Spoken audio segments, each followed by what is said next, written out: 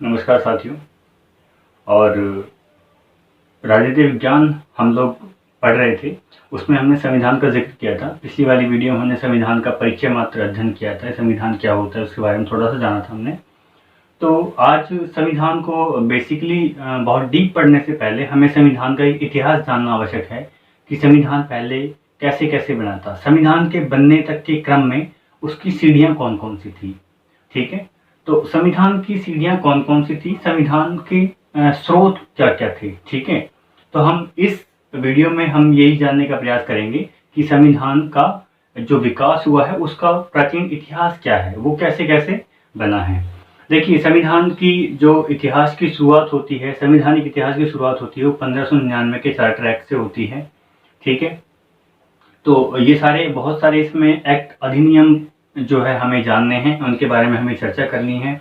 तो सबसे पहले हम जानते हैं कि इस संपूर्ण जो हमारा टॉपिक है, इस पूरे टॉपिक को इजी बनाने के लिए, आसान बनाने के लिए हम क्या करते हैं, इसको दो भागों में डिवाइड कर लेते हैं। इस पूरे इतिहास को हमने दो भागों में डिवाइड कर लिया।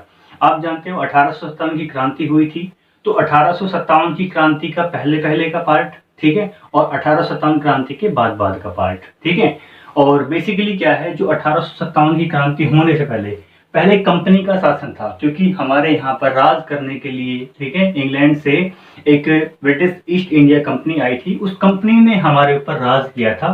तो जो वो कंपनी का शासन जो रहा था वो 1773 से लेकर के 1858 तक रहा था। ठीक है, 1857 की जो क्रांति हुई थी उसके महज एक साल बाद। और जो दूसरा भाग हम पढ़ते हैं उसके बाद में, देखो यहाँ तक कंपनी का शासन रहा 1857 क्रांति तक, उसके बाद में क्या हुआ, 1857 क्रांति के बाद में इंग्लैंड के संसद में चर्चा की गई कि क्यों ना हम कंपनी को शासन ना दे करके, ऑलरेडी भारत हमारे कब्जे में है, हमारे अधीन है, तो क्यों ना हम उस कंपनी को शासन ना दे करके हम खुद उस पर राज करें। कहने का तात्पर्य ये हुआ कि इंग्लैंड की जो संसद है वो वहीं से बैठे बैठे, इंग्लैंड की जो महारानी थी वो वहीं से बैठे बैठे यहाँ पे इंडिया पर राज करती थी। तो पहले था कंपनी का शासन और उसके बाद में हो गया ताज का शासन। ताज का शासन, जो क्राउन पहनती है ना, वो इस वजह से उसको ताज बोलते हैं। ठीक है, ताज का शासन। तो 1858 से लेकर के 1947 तक जो है, ये जो शासन रहा है वो ताज का शासन रहा है। ठीक है, 1947 में हमें आज़ादी मिली। ठीक है, उसके बाद में 1950 में हमें संविधान हमारा लागू कर दिया गया था। आप जानते हो, छोटी छोटी बातें हैं, बेसिक बातें, आप ऑलरेडी इन सब चीज़ों को जानते हो। तो पहला हम शुरुआत जो करते हैं वो कंपनी के शासन की शुरुआत हम करते हैं। हमने कहा जो संविधान का इतिहास है, उस इतिहास की शुरुआत कहाँ से हुई है, उस इतिहास की शुरुआत हुई है 1599 की चार्टर एक्ट से। तो सबसे पहले एक चार्टर वर्ड, नया शब्द आया है, इस शब्द को जानते हैं, चार्टर क्या होता है।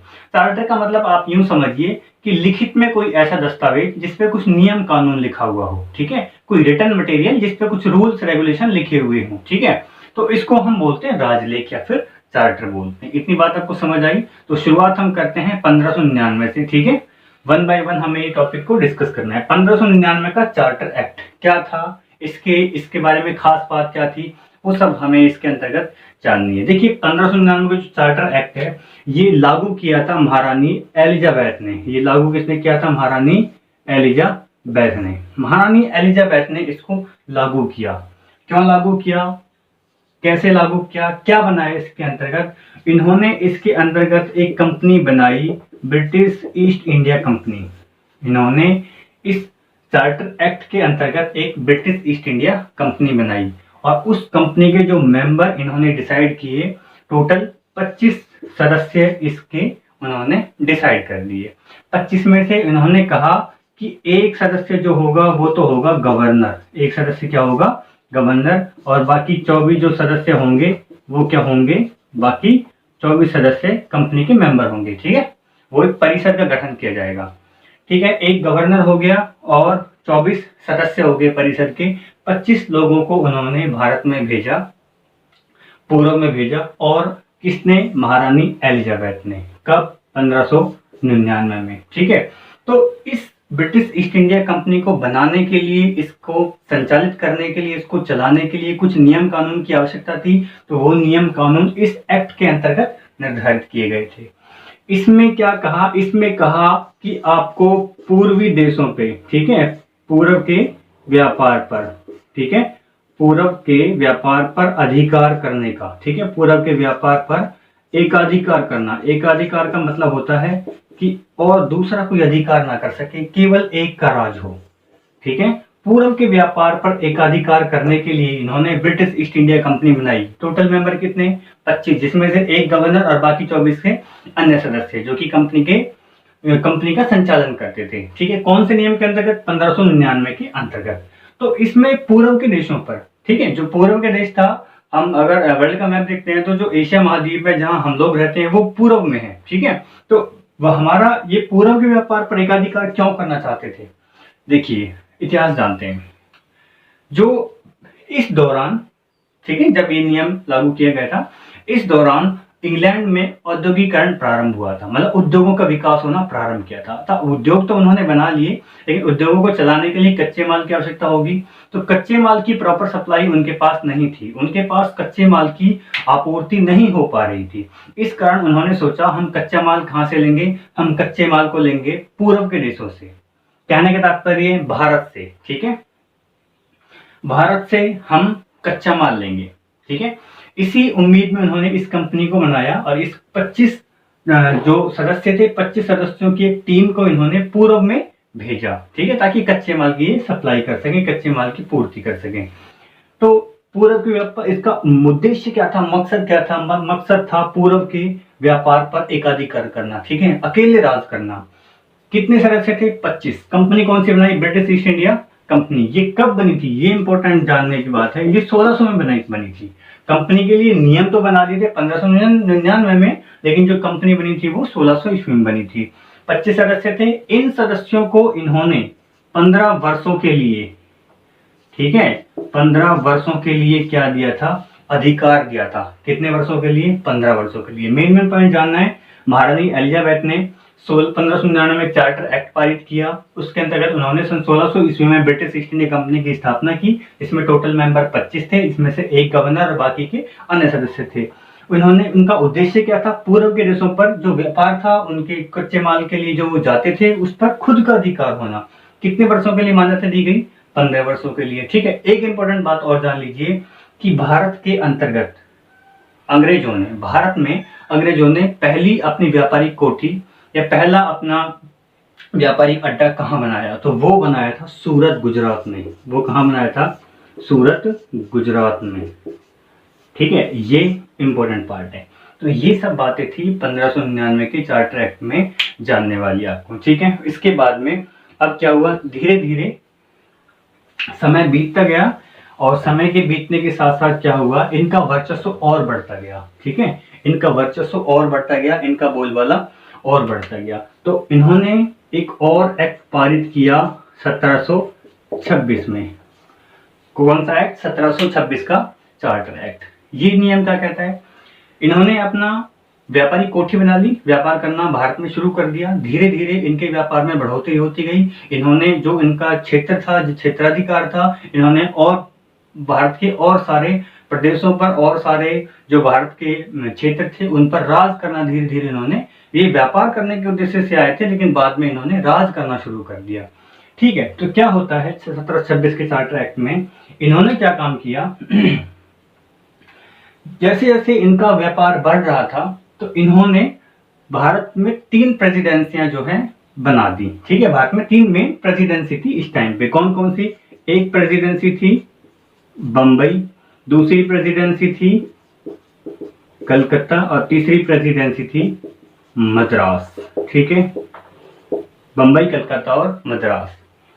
तो इनके जो गवर्नर थे, इनके गवर्नर जो थे, इन तीनों के जो गवर्नर थे, अलग अलग गवर्नर थे।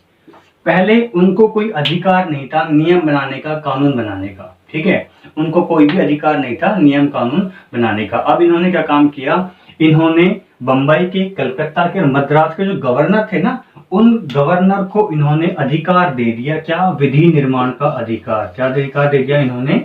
विधि निर्माण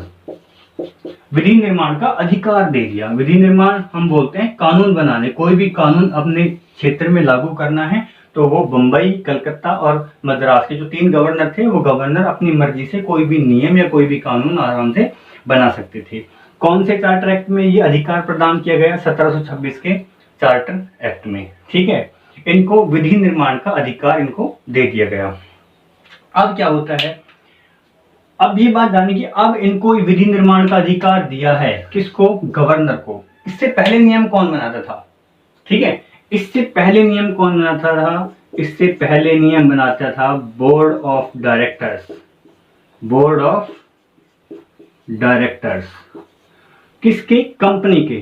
ठीक है, जो कंपनी के बोर्ड ऑफ डायरेक्टर्स थे वो पहले इस काम को करते थे। किस काम को? विधि निर्माण के काम को। लेकिन अब वो काम किसको सौंप दिया गया? बंबई के गवर्नर जो है अपने अलग से अपने क्षेत्र में, अपने एरिया में नियम बना सकता है, कोई कानून पारित कर सकता है, कलकत्ता के अलग, मद्रास के अलग। ठीक है, ये 1726 में एक इंपॉर्टेंट बात थी। अब क्या हुआ, जैसे जैसे इन्होंने इन क्षेत्रों पे अपना अधिकार किया, ठीक है, फिर दो बहुत महत्वपूर्ण, ऐतिहासिक दृष्टि से बड़े ही महत्वपूर्ण दो युद्ध होते हैं। एक युद्ध का नाम है 1757 में जो हुआ था, आपको शायद याद होगा। एक हुआ था 1764 में, एक हुआ था प्लासी का युद्ध, एक हुआ था प्लासी का युद्ध, और एक हुआ था बक्सर का युद्ध, एक हुआ था बक्सर का युद्ध। ठीक है, ये दोनों ही युद्ध भारतीय राजा, ठीक है, जो भारत के राजा थे उस समय पे, जो रजवाड़े थे, जो कुछ क्षेत्र थे, भारतीय राजाओं और अंग्रेजों के मध्य हुए थे। ठीक है, अभी डीपली जाना नहीं है, आप आराम से इतिहास में इसको पढ़ोगे। तो प्लासी का युद्ध और बक्सर का युद्ध, इंपॉर्टेंट बात क्या है, जो दोनों ही ये युद्ध हुए, दोनों ही में जीत किसकी हुई? अंग्रेजों की जीत हुई। दोनों ही युद्ध में जीत किसकी हुई? अंग्रेजों की इसमें जीत हुई। दोनों ही युद्ध में कौन जीता? अंग्रेज जीते। जब अंग्रेज जीतेंगे तो क्या होगा? इनका जो क्षेत्राधिकार है वो बढ़ेगा, इनका वर्चस्व बढ़ेगा, इनकी शक्ति बढ़ेगी।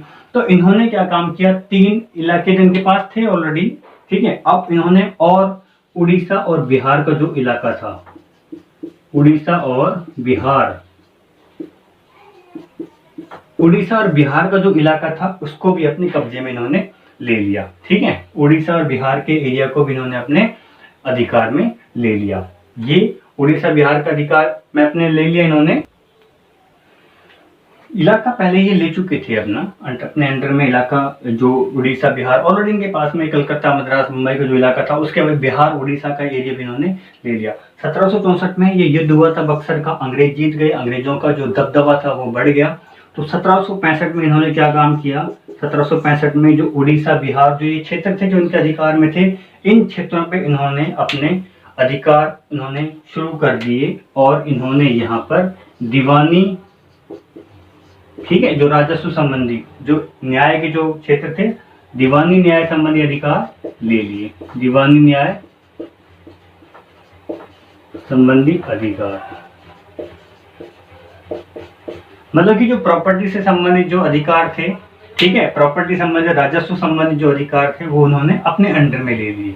ठीक है, उन्होंने अपने अंडर में ले लिए क्योंकि इनकी पावर बढ़ चुकी थी। ठीक है, पहले इनके पास केवल 3 इलाके थे, अब धीरे धीरे इन्होंने अपना 1765 के बाद में जहां कंपनी केवल व्यापार करती थी, अब इन्होंने देखो, अब इन्होंने न्याय देना भी इन्होंने शुरू कर दिया।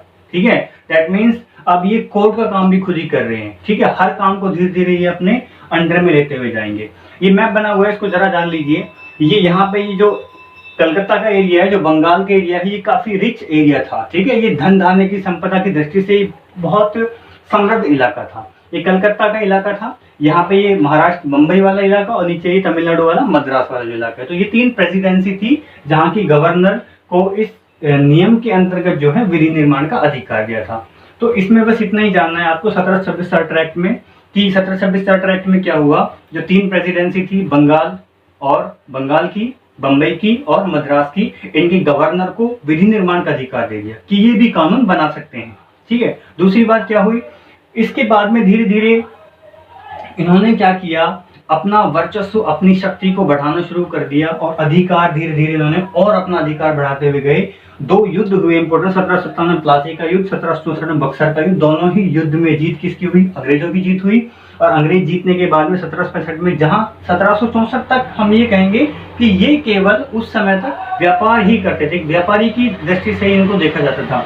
लेकिन 1764 का युद्ध जीतने के बाद में इनकी शक्ति और बढ़ गई, इनका कॉन्फिडेंस और बढ़ गया। 1765 में इन्होंने दीवानी न्याय संबंधी जो प्रॉपर्टी संबंधी अधिकार थे, प्रॉपर्टी को भी अपने हिस्से में अपने कब्जे में लेना शुरू कर दिया और उड़ीसा, बिहार, इन सब पर इन्होंने राज करना शुरू कर दिया। ठीक है, तो ये था 1726 का चार्टर एक्ट। अब बड़ा ही महत्वपूर्ण नियम जो हमें पढ़ना है वो पढ़ना है 1773 का रेगुलेटिंग एक्ट। सबसे ज़्यादा इम्पोर्टेंट है ये, और इसमें काफ़ी कुछ अच्छी बातें आपको जानने लायक मिलेंगी और काफ़ी कुछ बदलाव आपको इसमें मिलेंगी। देखिए 1773 का रेगुलेटिंग एक्ट क्या कहता है, सबसे पहले जानिए।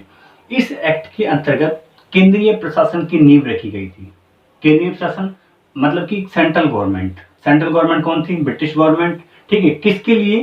कंपनी के कार्यों पर नियंत्रण करने के लिए। ठीक है, ताकि कंपनी के जो लोग थे वो मनमानी ना कर सकें, वो भ्रष्टाचार ना फैला सकें, वो अपना कोई निजी व्यापार ना कर सके। इन सभी चीज़ों को कंट्रोल करने के लिए, नियंत्रित करने के लिए क्या किया गया? 1773 का रेगुलेटिंग एक्ट जो है पारित किया गया। आप जानते हो, आपने पढ़ा था कि 1757 में प्लासी का युद्ध हुआ, 1764 बक्सर का युद्ध हुआ, 1765 आने तक कंपनी ने बहुत सारे भारतीय इलाकों पर अपना वर्चस्व, अपना खुद का अधिकार कर लिया था। कंपनी का विस्तार हो रहा था। ठीक है, जगह जगह पर वो अपने व्यापारिक हित जो है सिद्ध कर रहे थे। अब क्या होता है, 1773 का रेगुलेटिंग एक्ट क्या कहता है? कंपनी के जो कार्य थे उन पर नियंत्रण करने के लिए, नियंत्रण कौन करेगा? सीधी सी बात है, ब्रिटिश की संसद नियंत्रित करेगी। ठीक है, जो महारानी वहां बैठी हुई थी वो उसको नियंत्रित करेंगी। जो ब्रिटेन का राजघराना था, जो उनकी संसद थी, वो नियंत्रित करेगा। तो नियंत्रण करने के लिए, कंपनी के कार्यों को नियंत्रण करने के लिए, ठीक है, इन्होंने क्या काम किया? दो संस्थाएं बनाई। एक बनाई कोर्ट ऑफ प्रोप्राइटर। एक क्या बनाई? Court of proprietor. और दूसरी संस्था इन्होंने बनाई court of director. Court of proprietor का मतलब होता है निवेशक। आप जानते हो जो निवेश करते हैं, ये कौन सा समूह था? निवेशक समूह था ये। ठीक है, जो पैसा लगा रहे थे कंपनी के कार्य करने के लिए, जो निवेशकों का जो समूह था वो था कोर्ट ऑफ प्रोप्राइटर। और इन्होंने ही चुनाव किया, ठीक है, इन्होंने ही चुनाव किया कोर्ट ऑफ डायरेक्टर का। ठीक है, इन्होंने किसका चुनाव किया? कोर्ट ऑफ डायरेक्टर का, जिसके कितने सदस्यों का चुनाव किया गया? 24 सदस्यों का। किसने चुनाव किया? Court of proprietor. ठीक है, जो लोग चुने गए थे, जो कंपनी में जो लोग पैसा लगा रहे थे, जो निवेश कर रहे थे, उन लोगों ने सोचा कि कंपनी सुचारू रूप से काम कर सके, कंपनी का संचालन ठीक तरीके से हो, कंपनी में कोई किसी भी प्रकार की जो है कार्य में बाधा ना आए, इसके लिए उन्होंने कोर्ट ऑफ डायरेक्टर का चुनाव किया। ठीक है, टोटल मेंबर कितने? 24 मेंबर। और ये कोर्ट ऑफ जो डायरेक्टर थे, इन्हीं को ही बोला जाता था गवर्निंग बॉडी, जो कि गवर्न कर रही थी। ठीक है, जो कंपनी को शासन चला रही थी। ठीक है, और इसमें इन 24 सदस्यों में ही एक अध्यक्ष, जो जिसको कार्यकारी अध्यक्ष कहा जाता था, सीईओ जिसे बोलते हैं, चीफ एग्जीक्यूटिव ऑफिसर, तो इसका एक अध्यक्ष भी इन्हीं में से ही चुना जाता था। ठीक है, अब ये जो कंपनी का जो शासन चल रहा है, कंपनी जो काम कर रही है, वो सारी कोर्ट ऑफ डायरेक्टर जो है वो उसको नियंत्रण करेंगे। अब कोर्ट ऑफ डायरेक्टर भी जो चुनाव उनका हुआ था वो कोर्ट ऑफ प्रोप्राइटर। तो ये दो संस्थाएं हुई। उसके बाद में क्या होता है, देखिए, ये वही नियम था जहां से केंद्रीय शासन की स्थापना होती है। केंद्रीय शासन मतलब कि एक आदमी जो है या एक गवर्नमेंट जो है उस पे राज करे किसी चीज को चलाने में। ठीक है, जिसमें हम ये कहें कि जगह जगह से उसका संचालन ना हो, केवल एक जगह से उसका नियंत्रण हो। जैसे हमारे देश में सेंट्रल गवर्नमेंट होती है, सेंट्रल गवर्नमेंट किसी भी नियम को पारित करती है, वो पूरे देश में लागू होता है। ठीक है, कुछ क्षेत्र विशेष के नियम भी होते हैं, लेकिन हम ये मानते हैं कि सेंट्रल गवर्नमेंट जो है वो सेंट्रली काम कर रही है, वो एक केंद्रीय सरकार है। ठीक है, इसी प्रकार से इन्होंने केंद्रीय शासन की शुरुआत की। अब शासन कौन कर रहा है? मेनली शासन कौन कर रहा है? हम ये कहेंगे कि मेन शासन तो हमारे ऊपर जो शासन व्यापारिक हितों से ही मान लीजिए कि शासन कौन कर रहा था? कंपनी। लेकिन कंपनी भी किसके लिए काम कर रही थी? वो ब्रिटेन के लिए काम कर रही थी। तो इन्होंने क्या काम किया, जो ब्रिटिश की संसद थी, उन्होंने इनको कंट्रोल करने के लिए ये सारा जो है पूरा इन्होंने ये काम किया, court of proprietor, court of director, ताकि कंपनी के कार्यों पर नियंत्रण हो सके। अब क्या होता है, ब्रिटिश संसद ने सोचा कि जो कंपनी काम कर रही है उसकी कार्यों को देखने के लिए, उसकी चीजों को देखने के लिए, उसको नियंत्रण करने के लिए क्या होना चाहिए कि सारा नियंत्रण हो कंपनी के कार्यों पर। तो उन्होंने जो पहले अलग अलग क्षेत्र के जो अंग्रेजों के जो क्षेत्र थे, कंपनी के जो क्षेत्र थे, वो अलग अलग क्षेत्र थे, मुंबई अलग, मद्रास अलग, उनके गवर्नर हुआ करते थे। तो जो बंगाल का जो गवर्नर था, उसके गवर्नर का प्रमोशन कर दिया। ठीक है, उसको क्या बना दिया? अब उसको बना दिया गवर्नर से गवर्नर जनरल। ठीक है, उसकी पावर को बढ़ा दिया, गवर्नर से उसको क्या बना दिया? गवर्नर जनरल बना लिया गया। गवर्नर जनरल जो था वो बम्बई के गवर्नर, मद्रास गवर्नर, उड़ीसा, बिहार जितने भी उनके अधिकार में क्षेत्र थे उन सभी के गवर्नर के ऊपर था वो। कहने का मतलब वो जो भी कुछ काम करेंगे वो रिपोर्ट किसको देंगे? अपनी गवर्नर जनरल को। ठीक है, जो और गवर्नर जनरल की सहायता के लिए, भाई वो अकेला तो काम कर नहीं पाएगा, वो उसके बहुत बड़े बड़े उसको निर्णय लेने होंगे। उस निर्णय लेने के लिए, सहायता के लिए, किसी नियम को लागू करने के लिए 4 सदस्यों की एक परिषद दी गई उसको, 4 सदस्यों की एक टीम दी गई जो उसके कार्यों में उसकी सहायता करती थी। तो पहला जो बंगाल की जो प्रथम गवर्नर जनरल थे वो थे लॉर्ड वॉरेन हेस्टिंग्स। ये इंपॉर्टेंट है, याद रखने वाला पॉइंट है। लॉर्ड वॉरेन जो हेस्टिंग्स हैं वो क्या थे? पहले बंगाल के गवर्नर जनरल थे। ठीक है, उसके बाद में क्या होता है, अब इन्होंने देखा कि धीरे धीरे इनका वर्चस्व बढ़ता जा रहा है, धीरे धीरे इनकी पावर बढ़ती जा रही है। अब इन्होंने सोचा कि हमने अपने व्यापार भी कर लिया है और हमने शासन भी कर लिया है, तो न्याय व्यवस्था के लिए उन्होंने क्या काम किया? कलकत्ता में सर्वोच्च न्यायालय की स्थापना कर दी। ठीक है, कलकत्ता में सर्वोच्च न्यायालय, सुप्रीम कोर्ट जो होता है, सुप्रीम कोर्ट की स्थापना कर दी।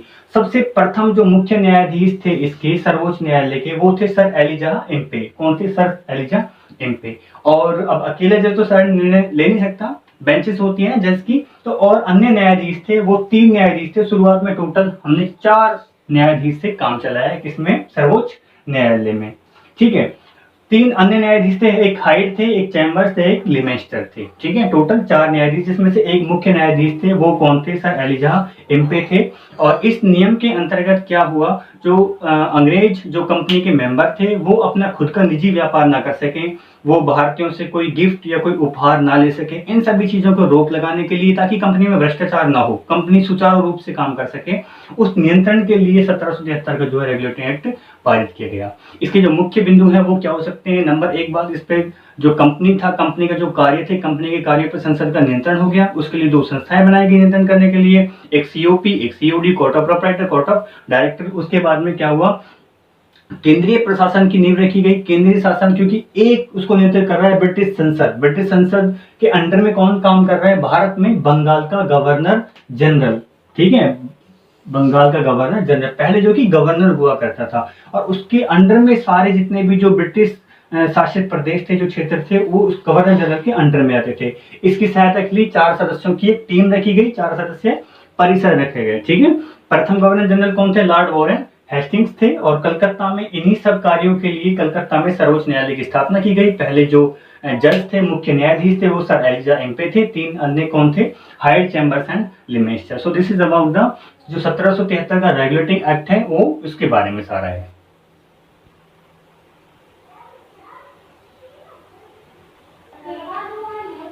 देखिए, 1773 के बाद में और कुछ समय बाद में, ठीक है, 1773 के लगभग 8 साल बाद में 1781 में एक्ट ऑफ सेटलमेंट नाम से एक और एक्ट आया। और 1773 के जो रेगुलेटिंग एक्ट में जो कमी थी, उन कमियों को दूर करने के लिए इस एक्ट को पारित किया गया। ठीक है, कमियों को सेटल करेंगे, कमियों को दूर करेंगे। कमियों को दूर करने के लिए जो उसमें कमी थी, उसमें सुधार करने के लिए हमने 1781 का एक्ट ऑफ सेटलमेंट लाया। ठीक है, एक्चुअली हमने लेके आए, वो कंपनी का जो शासन था, कंपनी के शासन के लिए ब्रिटिश गवर्नमेंट इसको पारित कर रही थी। तो इसमें क्या था? देखो, हमने पहले पढ़ा था कि जो बंगाल का गवर्नर जनरल था, वो बाकी के जो ब्रिटिश अधिपत्य क्षेत्र थे, जो भारत के अंदर ब्रिटिश शासित जो क्षेत्र थे, जैसे मद्रास हुआ, बम्बई हुआ, बिहार, उड़ीसा, बंगाल, जितने भी जो और इलाके थे, उनके जो गवर्नर थे, ठीक है, उनके लिए कानून बनाता था, वो कौन था? Governor general. तो कानून बनाते समय इसमें इस बात का ध्यान रखा गया कि जो भारतीय लोग हैं, उनकी जो धार्मिक आस्था है, सामाजिक आस्था या उनकी जो रीति रिवाज है, उनका भी ख्याल किया जाए। ठीक है, उनको भी ध्यान में रखा जाए। कानून ऐसा बने कि जिससे किसी भारतीय की धार्मिक, सामाजिक कोई भावना आहत ना हो।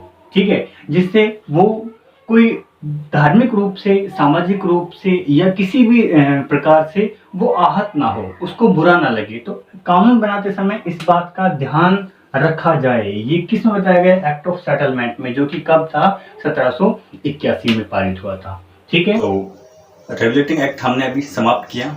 ठीक है, रेगुलेटिंग एक्ट पढ़ने के बाद में, उसके बाद में एक और एक्ट पारित होता है 1784 में। ठीक है, और इस एक्ट को कहा जाता है 1784 का पिट्स इंडिया एक्ट। सबसे पहले जानते हैं कि इसका नाम पिट्स इंडिया एक्ट क्यों दिया गया। देखिए, पिट्स इंडिया एक्ट, इस नियम को, इस अधिनियम को इसलिए नाम दिया गया क्योंकि इस अधिनियम से संबंधित जो विधेयक पारित किया गया था, जो संसद में चर्चा की गई थी, तो उस समय पे प्रधानमंत्री कौन थे? ब्रिटिश प्रधानमंत्री कौन थे? वो थे विलियम पिट। वो कौन थे? विलियम पिट। ठीक है, मैंने लिखा हुआ ब्रैकेट में पीएम। जो प्राइम मिनिस्टर थे उस समय पे ब्रिटिश संसद में, वो विलियम पिट थे।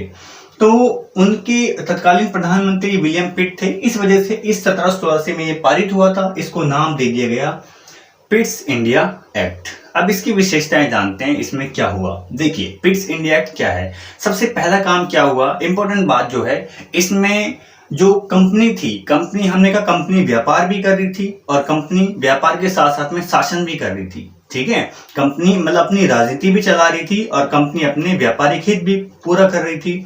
तो इस नियम में क्या हुआ, तो वो पूरा क्या एक घुला मिला हुआ सा सिस्टम था। तो इस नियम में, इस अधिनियम के अंतर्गत क्या किया गया कि कंपनी के जो व्यापारिक काम थे उनको एक साइड में कर दिया गया और जो कंपनी के जो राजनीतिक काम थे उनको एक साइड कर दिया गया। तो पहला पॉइंट क्या हुआ, राजनीतिक एवं व्यापारिक कार्य अलग कर दिए गए। ठीक है, इस अधिनियम के अंतर्गत कंपनी के राजनीतिक और व्यापारिक कार्य अलग कर दिए गए।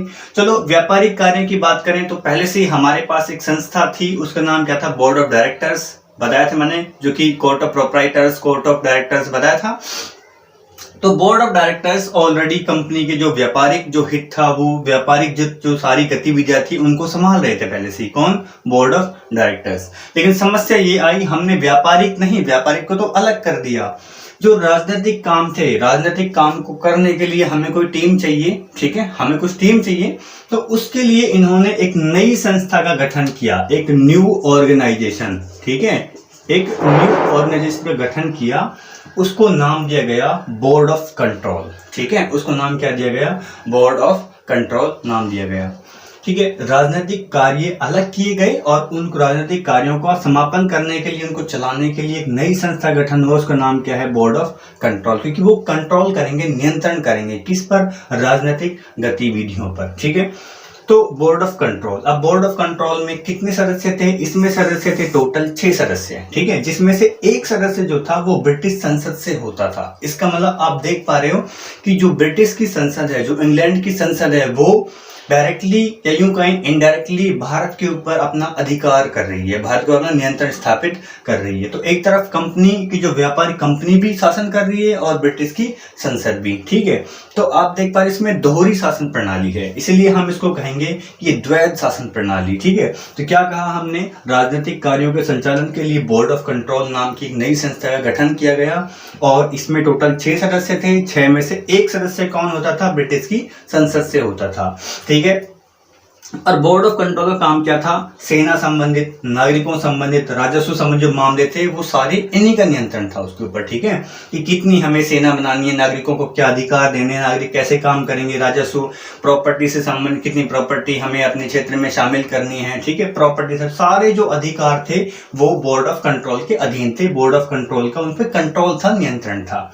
ठीक है, अब इससे क्या हुआ? द्वैध शासन प्रणाली की शुरुआत हुई। ये काफी इंपॉर्टेंट पॉइंट है, द्वैध शासन प्रणाली कैसे हुई। देखिए, द्वैध शासन प्रणाली का मतलब है कंपनी भी शासन कर रही है और ब्रिटिश की संसद भी शासन कर रही है। दोहरी शासन प्रणाली चल रही है। कैसे? कंपनी जो है वो कंपनी कौन संचालित कर रहा है? फिलहाल बोर्ड ऑफ डायरेक्टर्स। लेकिन ब्रिटिश की संसद से जो मेंबर आए वो कौन है? Board of control. तो आप देख पा रहे हो इसमें दोनों का ही शासन चल रहा है, दोनों ही दोहरी शासन प्रणाली चल रही है, द्वैध शासन प्रणाली इसमें चल रही थी। अब क्या होता है, इसमें एक बदलाव और किया गया। वो बदलाव क्या था? इसमें जो पहले हमने देखा था कि जो बंगाल का जो गवर्नर था, उस गवर्नर जनरल को 1773 के रेगुलेटरी एक्ट के थ्रू उसका प्रमोशन कर दिया गया, उसको गवर्नर जनरल की उपाधि दे दी गई। और बाकी के जितने भी ब्रिटिश आधिकारिक क्षेत्र थे, सारे क्षेत्रों के जो गवर्नर थे वो उनके अंडर में आते थे, उनके अधीन आते थे। किसके अधीन? बंगाल के गवर्नर जनरल के अधीन। कौन थे पहले governor general? Lord Warren Hastings. तो बंगाल के गवर्नर जनरल की परिषद बनाई थी एक, मैंने कहा था उनकी सहायता करने के लिए एक परिषद बनाई थी। उसमें टोटल सदस्य कितने होते थे? 4। अब सदस्य उसमें से एक सदस्य कम कर दिया और सदस्य कितने रह गए? 3। इसके पीछे भी एक कॉन्सेप्ट है, उसको समझिए। देखिए, अगर 4 हैं तो किसी कोई नियम अगर हमें लागू करना है तो नियम लागू करने के लिए गवर्नर जनरल जो है बंगाल के, वो अपने सदस्यों से सहायता लेंगे। सपोज करो दो जो हैं सहमत हैं और 2 उससे असहमत हैं। तो इसमें निर्णय किसका लिया जाएगा? इसमें निर्णय लिया जाएगा जिस दो के साथ बंगाल का गवर्नर जनरल जो है वो अपना मत मिलाएगा, ठीक है, कि इसकी बात, इन दो की बात से अगर सहमत है तो ये वो जो है एक्ट पारित हो जाएगा। इसमें समस्या ये थी, कई बार ऐसा होता था कि इसमें से अगर दो, यहाँ पर एक असहमत है और 3 सहमत हैं, तो बंगाल के गवर्नर जनरल के बिना भी ये चीज हमें ये लागू होती हुई नजर आ रही है। इसका मतलब बंगाल का जो गवर्नर जनरल है उसका खास नियंत्रण हमें नजर नहीं आ रहा है, ठीक है।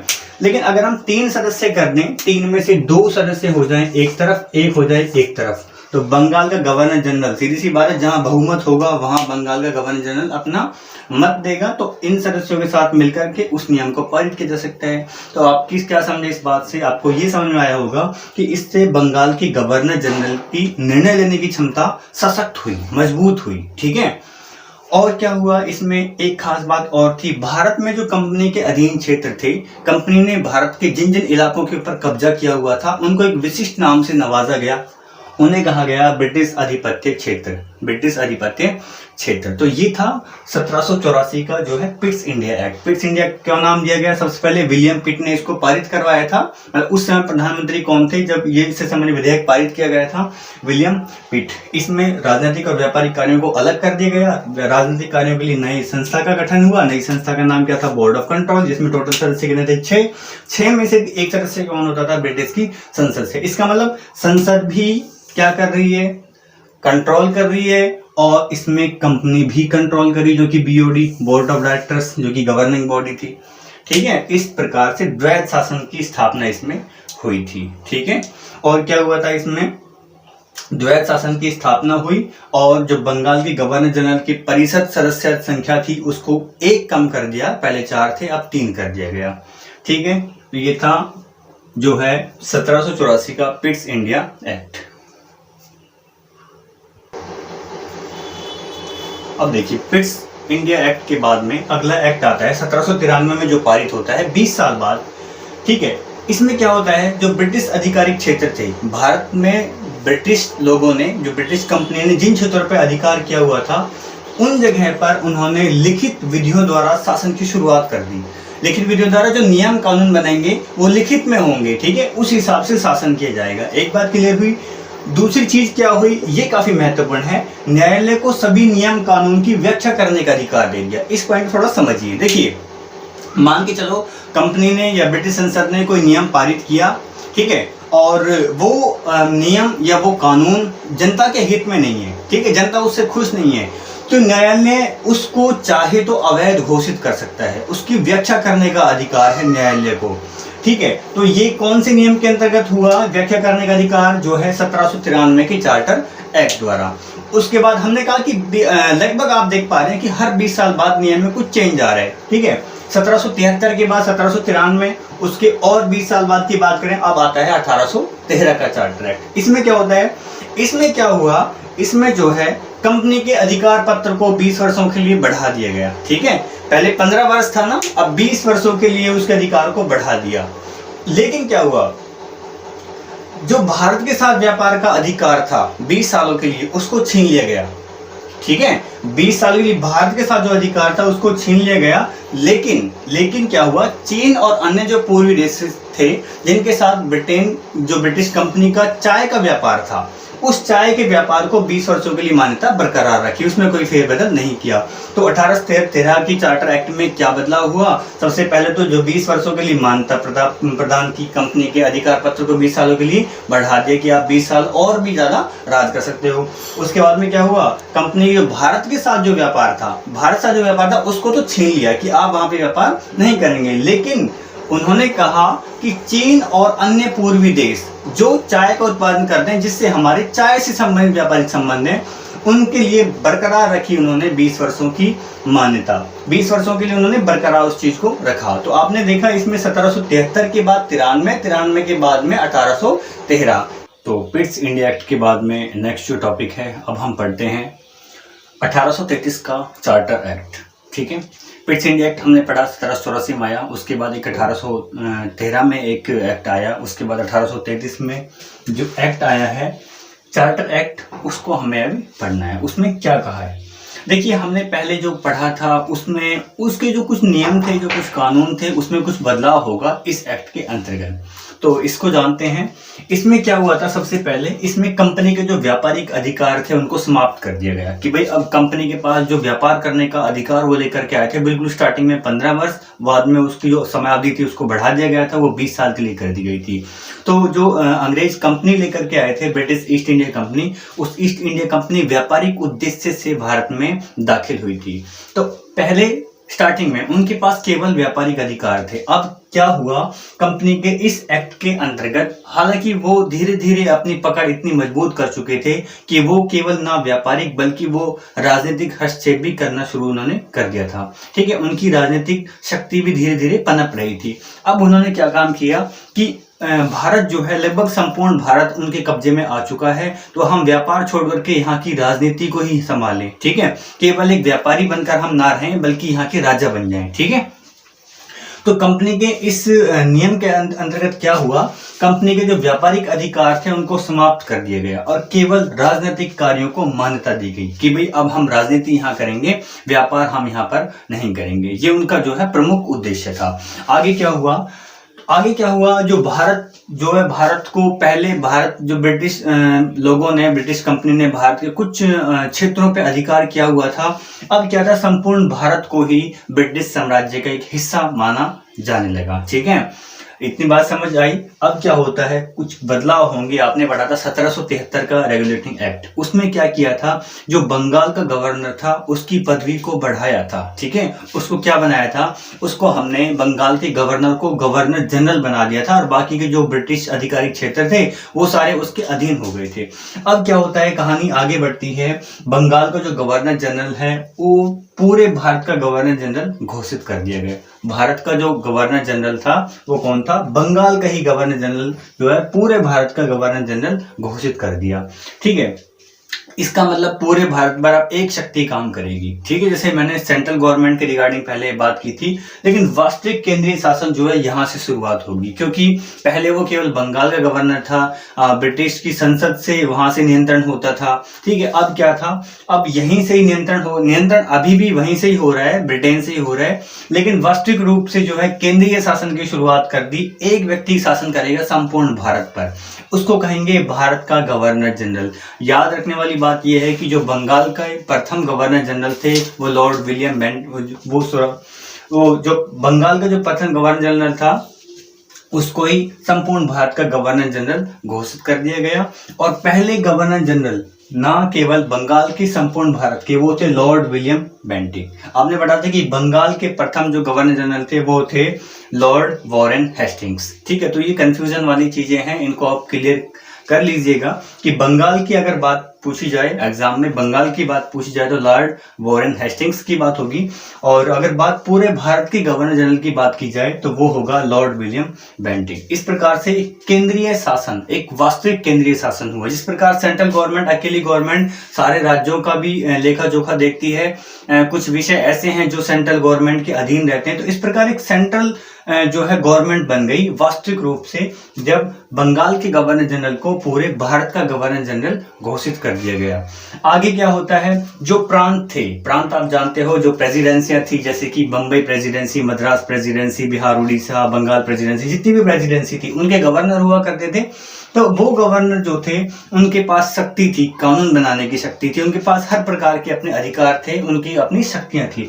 उनकी सारी शक्ति समाप्त कर दी गई। अब सारी शक्ति किस में निहित हो गई, वो सारी शक्ति भारत के गवर्नर जनरल में निहित हो गई। ठीक है, हम यूं मान के चलें आज के समय की, जैसे सपोज कीजिए जो जितने भारत के राज्य हैं, भारत के राज्यों के मुख्यमंत्री हैं, तो मुख्यमंत्री की जो शक्ति है उनको समाप्त करके प्रधानमंत्री को सारी शक्तियां सौंप दी जाए। ठीक है, कि केवल एक प्रधानमंत्री सारे देश पे राज करेगा। तो क्या हुआ, बंगाल को जो गवर्नर जनरल था उसको और प्रमोट करके, उसकी पदवी को समाप्त करके एक भारत का, उसको संपूर्ण भारत का उसको जिम्मेदारी सौंप दी।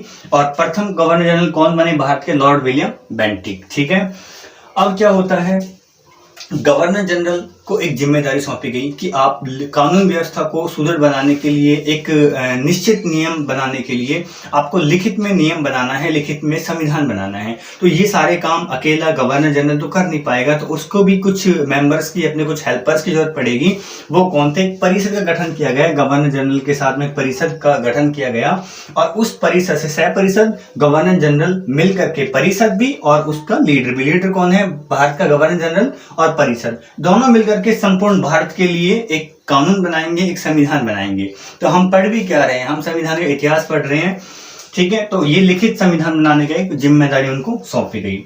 अब क्या था, जब 1833 से पहले जो नियम बने थे उनको कहा गया उस समय पे नियामक, कि भाई जो 1833 का जो चार्टर एक्ट हम पढ़ रहे हैं, इस एक्ट से पहले जो नियम बने हैं उस नियम को हम बोलेंगे नियामक कानून, ठीक है, उनको हम बोलेंगे नियामक कानून। लेकिन जो 1833 के तहत जो कानून बने हैं, अभी जो कानून बने हैं, कौन सा कानून बना? जैसे कि हमने जो अलग अलग कानून आएंगे, दास प्रथा का विरोध करेंगे, दास प्रथा को गैर कानूनी घोषित किया जाएगा, जो यूपीएससी होती है सिविल सर्विसेज, उसके लिए भी कुछ प्रावधान दिए जाएंगे। तो जो नियम बने, जो कानून बने, ठीक है, वो नियम कानून बनाने का जो वो था 1833 से पहले जो बने हैं उनको तो हमने कहा नियामक कानून, और जो अब बने हैं, ठीक है, जो अब बने हैं उसको हमने कहा एक्ट या अधिनियम, जो कि 1833 के तहत जो बने, ठीक है। आगे क्या होता है?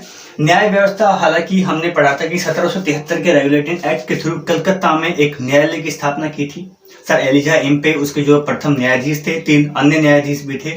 लेकिन और भी अधिक उसको सुदृढ़ बनाने के लिए, न्याय व्यवस्था को और अधिक सुचारू रूप से चलाने के लिए, सभी को न्याय मिल सके, कंपनी ठीक से काम करे प्रॉपरली, ठीक है, राजनीतिक उद्देश्य से, तो उस न्याय व्यवस्था को सुदृढ़ करने के लिए इन्होंने एक विधि आयोग का गठन किया, ठीक है, एक विधि आयोग, एक उन्होंने ऐसा कमीशन बनाया, विधि आयोग का उन्होंने गठन किया, जिसके प्रमुख सदस्य जो थे वो जॉन मैकाले थे, ठीक है। जॉन मैकाले आपने काफी बार आपने पढ़ा होगा, एक प्रमुख मेंबर रहे हैं, विधि आयोग का गठन किया गया। विधि आयोग के प्रमुख सदस्य कौन थे? जॉन मैकाले, ठीक है।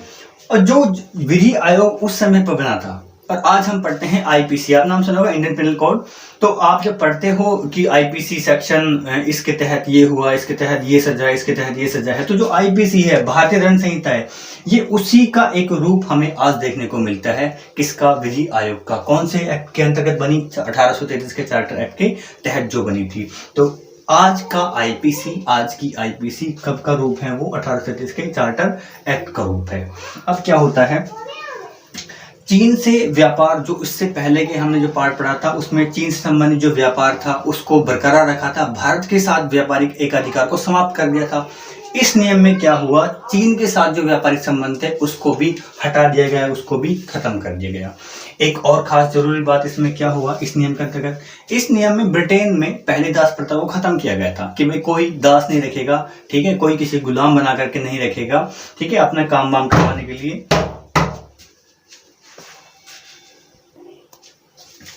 तो इसमें क्या किया गया, दास प्रथा, जो ब्रिटेन में दास प्रथा का विरोध शुरू हो गया था, दास प्रथा को खत्म कर दिया गया। तो उससे क्या हुआ, भारत में भी दास प्रथा को गैर कानूनी घोषित कर दिया, क्योंकि ये कानूनी काम नहीं है, इसको गैर कानूनी घोषित किया गया।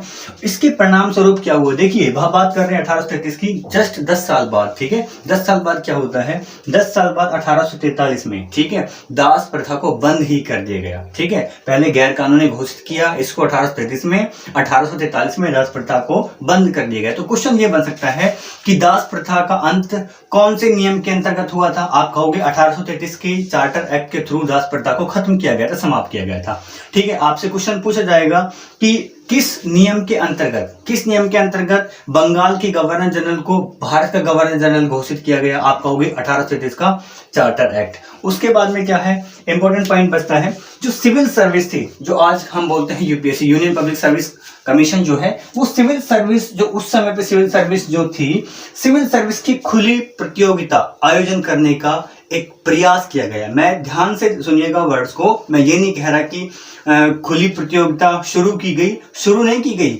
उसका प्रयास किया गया। उन्होंने सोचा कि हम खुली प्रतियोगिता का आयोजन करते हैं ताकि सिविल सर्विस में लोग भर्ती हो सकें, ठीक है। लेकिन क्या हुआ उस चीज को, ठीक है, लेकिन क्या हुआ उस चीज को बाद में जो सिविल सर्विस ये शुरुआत करने की कोशिश कर रहे थे कि सिविल सर्विस के लिए हम खुली प्रतियोगिता का आयोजन करें, लेकिन कुछ अंग्रेजों ने, कुछ कंपनीज की जो कंपनी के जो मेंबर थे, तो उन्होंने इस चीज का विरोध किया।